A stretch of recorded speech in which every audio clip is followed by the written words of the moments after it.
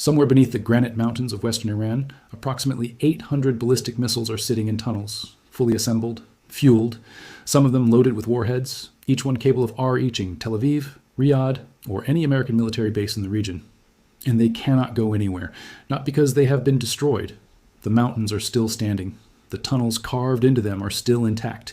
The missiles themselves are still operational. But the exits through which those missiles must pass to reach the outside world, the blast doors and launch ramps and surface portals that connect hundreds of meters of underground infrastructure to the sky above, are sealed, collapsed, buried under craters, or watched so closely by American surveillance that any vehicle approaching them becomes a target within minutes. The combined force has struck several tunnel entrances and at least 5 underground missile facilities to prevent Iranian forces from being able to access missile launcher S in these facilities. CNN analyzed 107 Iranian tunnel entrances on March 21st and found that the combined force had struck 77% of the tunnel entrances. 77%.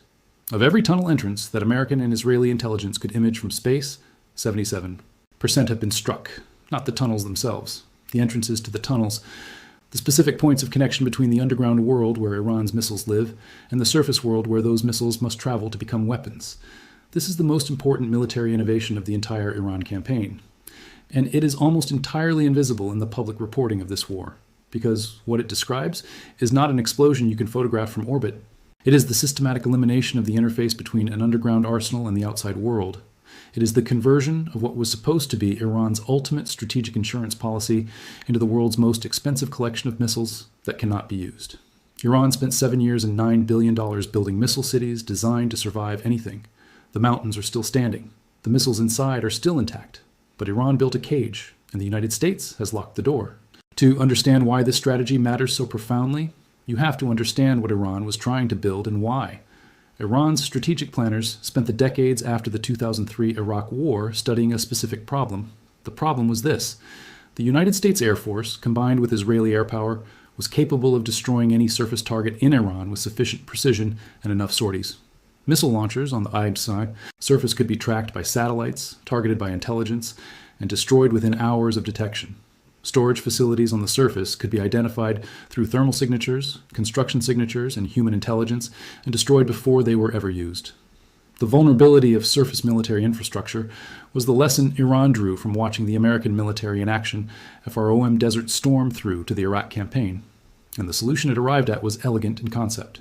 Go underground. Deep underground, build inside mountains, build in granite formations that absorb the kinetic energy of even the most powerful conventional munitions, build D infrastructure so deep that the GBU-57 massive ordnance penetrator, the most powerful conventional bomb in the American arsenal, cannot guarantee penetration. Iran's missile cities doctrine was specifically designed to ensure strategic survivability against superior Western air power by embedding ballistic missile infrastructure hundreds of meters inside mountainous granite formations across multiple provinces. The underground facilities are not conventional bunkers, but extensive tunnel ecosystems containing internal transport, networks, storage chambers, launch preparation zones, blast door compartments, and multiple concealed exits intended to complicate enemy targeting cycles. Multiple concealed exits. That phrase contains the entire logic of the missile cities doctrine, not a single door that can be sealed. Multiple exits, dispersed across the mountain face, each one a possible launch point, forcing any attacker to track and simultaneously strike every possible exit rather than a single obvious target. Make it a targeting problem so complex that it cannot be solved from the air. The doctrine was validated by physics. Hundreds of meters of granite is genuinely resistant to conventional weapons. The GBU-57 can penetrate approximately 8 to 10 meters of reinforced concrete. Granite is a different proposition entirely, and the tunnels were designed to take advantage of this. Critical infrastructure moved deep. Launch preparation zones, positioned where the physics of penetration, made air attack impractical. Iran proudly displayed these facilities in propaganda videos. IRGC commanders walking through illuminated underground corridors lined with Ahmad, Sejil, Qadr, Khorramshahr 4, and Hajj Qasim missiles, ballistic missiles on rail systems that allowed rapid movement from storage to launch. Positions. An assembly line system in which a missile could be taken from deep underground storage, moved on rails to an exit point, prepared for launch, and fired, all while the launch crew remained protected by hundreds of meters of mountain. The formula was assemble underground, move on rails to an exit, fire from a door, return underground before the return strike arrives. This was not an assumption. It was a proven cycle. Iran had done it, repeatedly. Missiles emerged from tunnels, were fired, and the exits were repaired and used again. Every missile that hits Arad, Dimona, or central Israel was assembled underground, moved on rails to an exit, and fired from a door that may have been destroyed and rebuilt multiple times since February 28th. Destroyed and rebuilt multiple times. This is the specific statement that quantifies the problem with the conventional approach to these facilities. A bunker buster collapse as an entrance. Iranian engineering crews within 48 hours are back at the collapsed entrance with dump trucks and heavy engineering equipment, digging it out, restoring access. The exit that was sealed yesterday is operational again in 2 days. Construction equipment appeared at bombed sites within 48 hours, digging out blocked entrances and restoring access to the tunnel systems below. 48 hours. The cycle is American jets bomb the entrance. Iranian crews rebuild it in 48 hours. American jets bomb it again. Iranian crews rebuild it again. TH is not a war that can be won by bombing entrances and moving on. It requires persistent targeting of the same locations, continuously, faster than Iranian crews can rebuild. And the specific innovation of the current U.S.-Israeli strategy is precisely this: not to cycle through targets and move on. To watch every tunnel entrance continuously and strike every attempt at repair before it can be completed. To convert the 48-hour reconstruction cycle into a cycle in which no reconstruction is ever completed. Not by destroying the mountain, by making the mountain unreachable. Destroying or sealing the cave facilities requires fighter jets. For underground missile cities, the Americans deployed GBU-57 bunker buster bombs carried by B-2 bombers, which operate mainly at night and are escorted by F-22 fighter jets along with electronic warfare aircraft. This is an especially critical mission requiring great precision, as a difference of a meter or two from a tunnel can negate the desired effect, unlike centrifuge facilities where shock waves alone can cause damage. A meter or two. This is the precision requirement of the underground war. Not the kilometer-level accuracy sufficient for destroying surface targets. Not even the 10-meter precision of a JDAM strike on an ordinary building. Meter-level precision, because hitting 2 meters to the left of a tunnel puts all of your bomb's energy into rock, rather than into the tunnel structure. And at the depths required, no conventional weapon has unlimited penetration capability. This precision requirement means that the underground campaign requires something the surface campaign does not. Not just firepower, not just sorties. Exact knowledge of where every tunnel runs, at what depth, with what overburden above it, and at what points the tunnel is closest to the surface and therefore most vulnerable to strike. That knowledge comes from accumulated intelligence, seismic monitoring that tracks underground construction by analyzing vibration signatures in the earth, signal intelligence that intercepts communications between underground facilities and surface command posts, human intelligence from sources inside the Iranian construction and military apparatus, commercial satellite imagery that tracks the surface topography above tunnel systems and identifies the depression patterns that indicate subsurface cavities. Reports and satellite imagery analysis by the Institute for Science and International Security point to a massive logistical operation to seal the entrances to the underground facilities. Satellite photos show that the middle entrance and the southernmost entrance to the tunnels were completely covered with huge piles of dirt, using continuous truck and heavy engineering equipment activity operating. From a nearby staging area, the northern entrance to the tunnels remained open and was reinforced with graduated protective walls designed to block direct penetration of cruise missiles. Wait, this is Iran sealing its own tunnels. This is not American strikes closing Iranian entrances. This is Iranian engineering crews doing the work themselves, burying their own exits under huge piles of dirt, building missile chicanes to block cruise missiles. Why would Iran seal its own tunnel entrances? Because Iran has concluded that the exits are more dangerous than the entrances. An open tunnel entrance is an invitation for a bunker buster. A sealed entrance loses some operational utility, but gains protection from the specific targeting cycle that has been systematically destroying exposed infrastructure. This is the strategic paradox that the U.S.-Israeli campaign has created. Iran is now doing the sealing work itself. The missiles that were supposed to emerge and fire are now protected behind Iranian-built dirt barriers that Iran built to protect against American strikes, but that produce the same result. The missiles stay underground. The missile cities become missile graveyards. From an estimated pre-war arsenal of 2,500 ballistic missiles, Iran now has between 1,000 and 1,200 remaining. But the usable fractaion of even that diminished stockpile is the more important number. Iran had an estimated stock of 2,500 missiles before the fighting. The inventory has shrunk to between 1,000 and 1,200 available missiles, after Iran fired about 550 missiles during the war, and Israel destroyed between a third and a half of the stockpile. There are now only about 100 serviceable mobile launchers from a pool of 480 before the war. 100 launchers from 480 even if every one of those 1,000 to 200 remaining missiles could be accessed through intact. Tunnel exits, there are only 100 mobile launchers to carry them. The missiles that cannot be matched to an operational launcher cannot be launched. They are inventory on paper, not weapons in the field. The combination of destroyed launchers, sealed exits, and the persistent air surveillance that makes any surface repair operation immediately targetable means that the effective operational ballistic missile capability of the Islamic Republic is a small fraction of what it was before Operation Epic Fury began. And the fraction is shrinking. By the 10th day of the war, Iranian missile and drone attacks had dropped by more than 90%, a reduction that was steeper than during the 2025 conflict, and that was credited to effective suppression efforts by U.S. and Israeli missions over Iran. 90% reduction in 10 days. This is the operational signature of the tunnel sealing strategy working exactly as designed, not all at once, not through a single spectacular strike, but through the systematic, persistent, layered destruction of the interface between Iran's underground arsenal and the outside world that reduces the operational launch rate from hundreds per day to a trickle. The Safa mountain complex near Isfahan is the most heavily documented example of this campaign in action. The Safa mountain missile complex south of Isfahan became one of the most heavily bombed strategic locations during the war, with B-2 Spirit stealth bombers and B-52 Stratofortress aircraft repeatedly deploying precision-guided penetrators against entrances, storage chambers, launch infrastructure, and buried logistics corridors. Repeatedly. Not once, not twice. Repeatedly. B-2 bombers taking off from the continental United States, flying thousands of miles, executing their strike on a specific mounta in Isfahan, returning, and then returning again and again.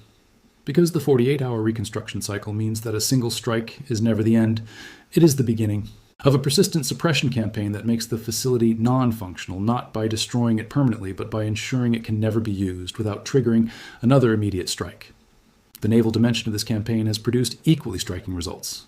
And on May 7th, 2026, the IRGC Navy put its asymmetric warfare doctrine to its most comprehensive real-world test. Iran's naval strategy for 3 decades was built around the swarm concept. Hundreds of small, fast, highly maneuverable speedboats, each armed with missiles, torpedoes, or explosives, attacking a larger vessel simultaneously from multiple directions. Teehee theory was that the sheer volume of incoming threats would overwhelm a warship's defensive systems. A destroyed R can track and engage a limited number of threats simultaneously. If you send 50 boats simultaneously from 50 different angles, some of them get through. The May 7th engagement was the IRGC Navy's attempt to execute this doctrine against the wall of steel. Multiple attack waves, small boats, drone support, missile integration, the full package of Iran's developed asymmetric naval warfare capability deployed in a coordinated operation. The result was 0 damage to any American naval asset. Not limited damage, not a damaged vessel that could be repaired. 0. The attack waves were identified by surveillance assets before they reached engagement range. Teehee drones were intercepted by shipboard electronic warfare and air defense systems. The small boats were engaged by a combination of naval gunfire, Hellfire missiles from embarked helicopters, and airstrikes from carrier-based aircraft. 6 boats were sunk. 0 American vessels were damaged. What made this engagement definitive was not the specific engagement outcome, but what it revealed about the command and control structure directing these attacks. The operational planning that went to the May 7 attack was visible in its execution. The timing, the approach vectors, the weapons integration, all of it showed the hallmark of mid-level IRGC naval commanders executing plans developed by senior architects who were no longer available. The senior commanders who had spent years developing Iran's asymmetric naval doctrine, who had studied American naval vulnerabilities for decades and developed specific operational responses to them, were not directing this operation.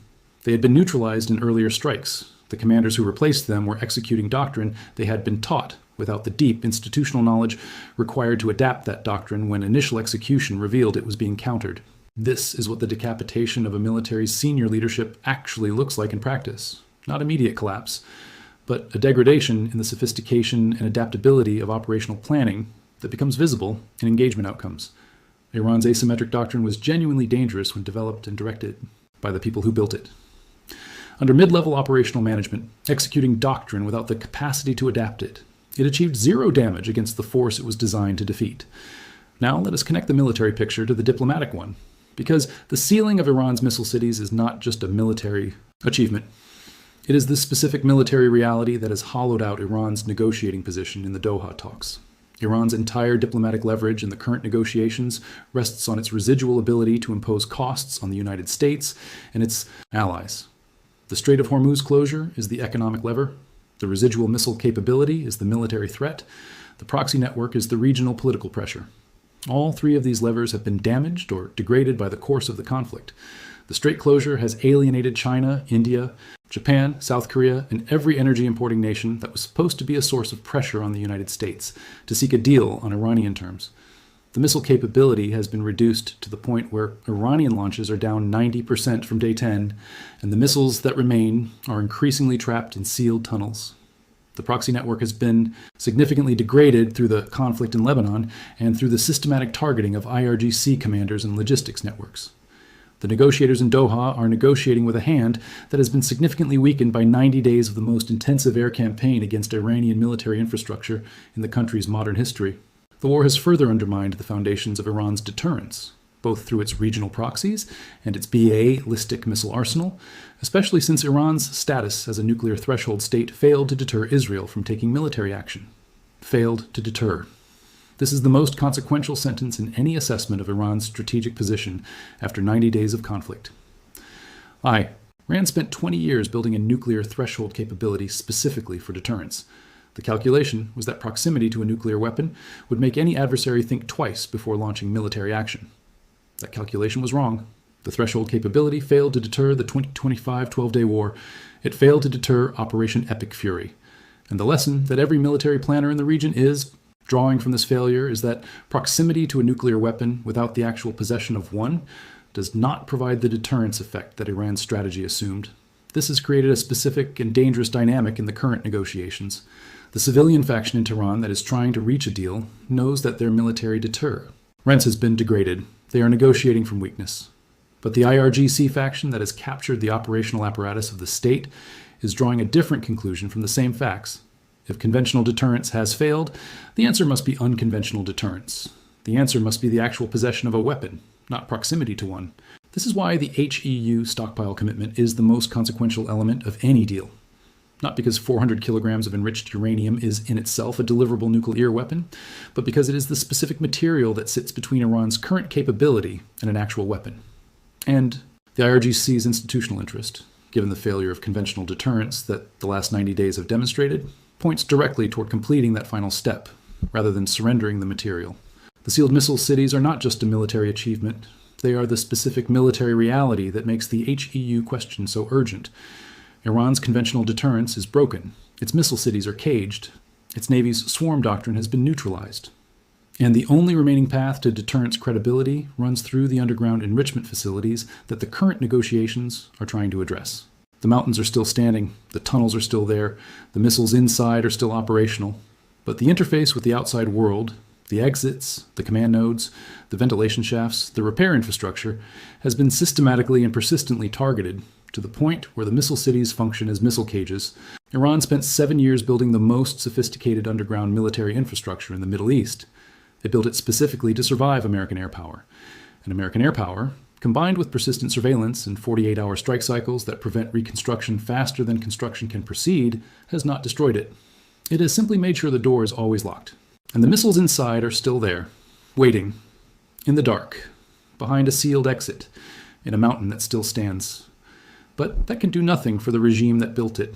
That is the strategic genius of the SEAL strategy, and it is the military reality against which every diplomatic word being spoken in Doha must be measured.